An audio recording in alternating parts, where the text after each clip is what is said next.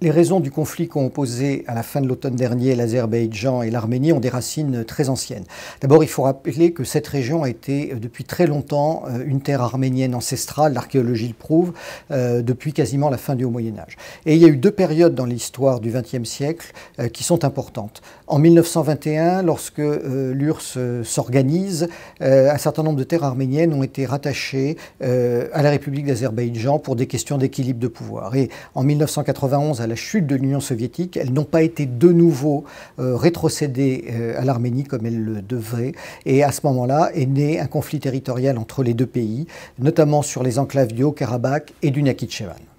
La Turquie a joué un rôle majeur dans cette crise. Pourquoi? Parce qu'en 1994, les Arméniens ont lancé une offensive militaire qui leur a permis de reconquérir la province du Haut-Karabakh, qu'ils considèrent de manière très juste comme étant une terre arménienne et peuplée à 95% d'Arméniens. Et depuis cette date, l'Azerbaïdjan n'a eu cesse que de vouloir se venger et récupérer ces terres qui ne sont pas peuplées par les Azéris.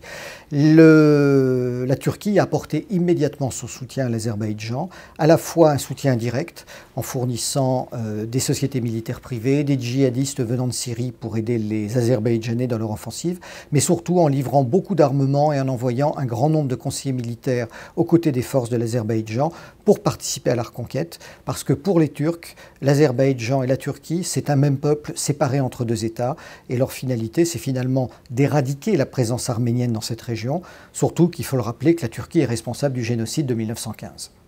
Depuis novembre 2020, un cessez-le-feu a été instauré sous la direction de la Russie entre les deux parties, suite finalement à l'offensive azerbaïdjanaise qui a totalement pris au dépourvu les forces arméniennes qui ont été balayées parce qu'elles n'étaient pas préparées ni en matière de renseignement, ni en matière militaire, ni en matière diplomatique. Donc aujourd'hui, la quasi-totalité du territoire a été reconquis par les forces azerbaïdjanaises et en dépit du cessez-le-feu qui a établi des lignes de démarcation, depuis le printemps 2021, les forces azerbaïdjanaises ne cessent de recommencer les agressions, de faire des pressions terribles, y compris des cruautés sur les populations arméniennes, et de vouloir